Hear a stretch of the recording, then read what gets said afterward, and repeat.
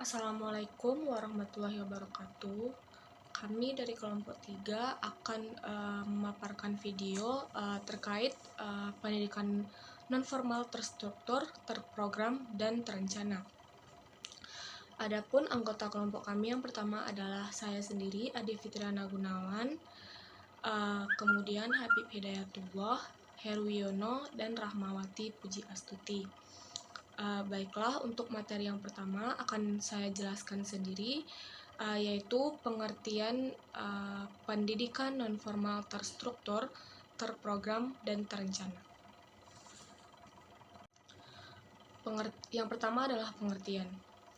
Pendidikan nonformal terstruktur, terprogram, dan terencana merupakan pendidikan yang memiliki struktur, program, dan perencanaan yang tertentu, akan tetapi tidak termasuk dalam sistem pendidikan formal seperti sekolah ataupun perguruan tinggi. Pendidikan nonformal terstruktur, terprogram, dan terencana seringkali memiliki kurikulum yang disusun, target pembelajaran yang jelas, dan metode evaluasi untuk mengukur pencapaian tujuan pendidikan. Materi selanjutnya adalah karakteristik. Yang pertama adalah tujuan dan sasaran tertentu. Sistem pendidikan ini memiliki tujuan dan sasaran yang jelas. Program yang dirancang untuk mencapai hasil pendidikan tertentu. Yang kedua adalah kurikulum dan rencana pembelajaran. Program-program yang disusun memiliki kurikulum dan rencana pembelajaran yang dirancang secara sistematis. Yang ketiga, metode pengajaran variatif, di mana sistem pendidikan ini menggunakan berbagai metode pengajaran seperti ceramah, diskusi, latihan, praktis, dan sebagainya, sesuai dengan kebutuhan dan karakteristik peserta didik. Perkenalkan, nama saya Habib Hidayatullah dengan NIM 210031004. Saya akan melanjutkan materi dari teman saya Ade. Jadi karakteristik yang keempat adalah evaluasi dan pengukuran kemajuan. Jadi memiliki proses evaluasi yang terencana untuk mengukur kemajuan peserta didik. Kemudian yang kelima ada kelompok sasaran yang spesifik. Jadi hal ini ditujukan untuk kelompok sasaran tertentu seperti pekerja, pengangguran, atau individu dengan kebutuhan khusus. Kemudian karakteristik yang keenam ada fleksibilitas waktu dan juga tempat. Jadi hal ini lebih fleksibel baik itu dalam hal waktu maupun tempat, sehingga peserta didik tetap dapat mengakses pendidikan tanpa harus mengikuti jadwal kelas yang ketat. Kemudian karakteristik yang ketujuh ada sertifikat atau pengakuan. Jadi beberapa program pendidikan non formal terstruktur memberikan sertifikat ataupun pengakuan kepada peserta didik yang berhasil menyelesaikan program. Kemudian karakteristik yang ke-8 ada keterlibatan komunitas. Jadi hal ini berkolaborasi dengan komunitas atau organisasi yang relevan untuk menyediakan pendidikan. Nama saya Herwiono dengan NIM 2100324. Saya akan melanjutkan yang presentasi, yaitu bentuk yang pertama khusus dan pelatihan. Program-program pelatihan atau khusus seperti khusus bahasa, pelatihan keahlian, atau pelatihan komputer yang biasanya memiliki kurikulum dan durasi tertentu. Yang kedua, pendidikan kewirausahaan. Program-program yang membantu individu belajar tentang bisnis dan kewirausahaan tanpa mengikuti pendidikan formal. Yang ketiga adalah pemasyarakatan. Ini termasuk pendidikan yang diberikan kepada narapidana dalam sistem pemasyarakatan untuk membantu mereka mendapatkan keterampilan dan pengetahuan yang berguna setelah pembebasan. Selanjutnya yaitu kursus daring atau online. Kursus yang dapat diakses secara daring melalui internet yang dapat mencakup berbagai topik dan tingkat kesulitan. Dan selanjutnya yaitu kursus keduluan dan teknis. Program-program pelatihan yang mengarah peserta untuk memperoleh keterampilan dan pengetahuan khusus dalam industri tertentu. Selanjutnya, kelas kebugaran dan seni. Kelas seni, musik, tari, atau kebugaran yang diadakan di luar lingkungan sekolah, lebih tepatnya sekolah formal. Yang selanjutnya yaitu kursus keselamatan dan kesehatan. Program-program yang mengajarkan keselamatan dan kesehatan termasuk pelatihan pertolongan pertama. Selanjutnya yaitu kursus pengembangan pribadi.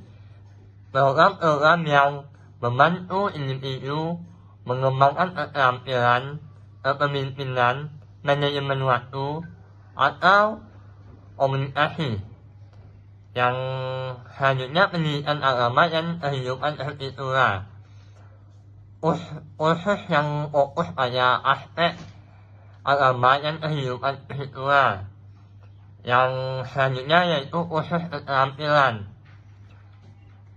Yang tepatnya yaitu kursus keterampilan sosial.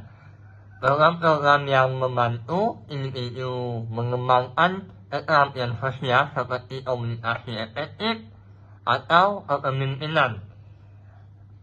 Yang selanjutnya yaitu kursus bahasa, pelatihan bahasa asing atau pelatihan dalam bahasa ibu. Yang terakhir, pendidikan literasi dan angka.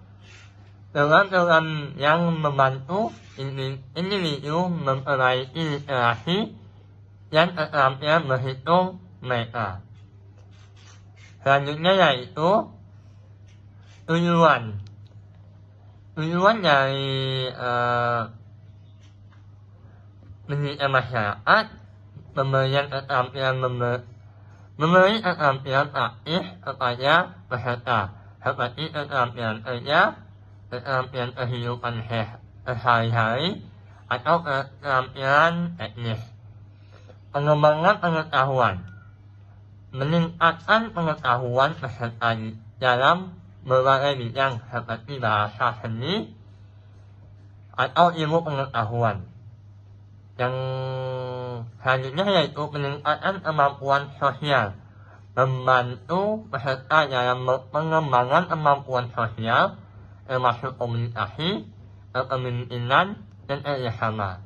Perkenalkan, saya Rahmawati Puji Astuti dengan NIM 21003227. Di sini saya ingin melanjutkan penjelasan dari materi teman saya sebelumnya mengenai tujuan pendidikan non-formal, terstruktur, terprogram, dan juga terencana. Nah, di poin yang keempat adalah peningkatan kecakapan hidup. Nah, ini membantu peserta dalam mengembangkan kecakapan hidup yang diperlukan untuk mengatasi masalah dalam kehidupan sehari-hari mereka. Poin yang kelima adalah pemberdayaan individu. Nah, pemberdayaan individu ini mendorong peserta untuk menjadi individu yang lebih mandiri dan juga berkembang secara pribadi. Poin yang keenam adalah peningkatan peluang pekerjaan. Nah, membantu peserta meningkatkan peluang untuk mereka di pasar tenaga kerja dengan mendapatkan keterampilan yang dibutuhkan. Poin yang ketujuh adalah peningkatan literasi dan juga numerasi. Nah, tentu saja ini sangat berpengaruh untuk meningkatkan kemampuan membaca, menulis, dan juga berhitung kepada seluruh peserta. Untuk poin yang kedelapan adalah integrasi sosial. Nah, ini untuk memfasilitasi integrasi peserta ke dalam masyarakat secara lebih baik. Untuk poin yang terakhir adalah pengembangan minat dan juga hobi. Nah, ini memfasilitasi pengembangan minat dan hobi yang akan meningkatkan kualitas hidup peserta. Nah, contoh-contoh pendidikan non formal yang terstruktur, terprogram, dan juga terencana ini ada beberapa di antaranya seperti kursus pelatihan keahlian, pendidikan bahasa asing, pendidikan kesejahteraan, kursus kewirausahaan, dan juga pendidikan keterampilan. Ada juga kursus seni dan budaya, pelatihan kerja, dan juga kursus kepemimpinan muda, dan pendidikan kewarganegaraan, serta pendidikan keagamaan. Nah, program-program tersebut akan diarahkan untuk memenuhi kebutuhan dan juga aspirasi individu, membantu mereka untuk mencapai tujuan tertentu, dan dapat disesuaikan dengan tingkat pengetahuan serta keterampilan peserta didik masing-masing. Nah, selanjutnya ada orientasi pendidikan non formal, terstruktur, terprogram, dan juga terencana. Pendidikan non formal, terstruktur, terprogram, dan juga terencana ini mengacu kepada pendekatan pendidikan yang diselenggarakan di luar kerangka sistem pendidikan formal seperti sekolah atau perguruan tinggi, tetapi tetap memiliki struktur dan juga rencana pembelajaran yang terorganisir. Nah, tujuan utamanya adalah untuk memberikan pengetahuan dan juga keterampilan kepada peserta didik dalam lingkungan yang terorganisir dan memiliki tujuan yang tertentu. Baiklah, itu saja penjelasan materi dari kelompok kami. Lebih dan kurang kami mohon maaf. Apabila ada salah, kami juga mohon maaf. Wassalamualaikum warahmatullahi wabarakatuh.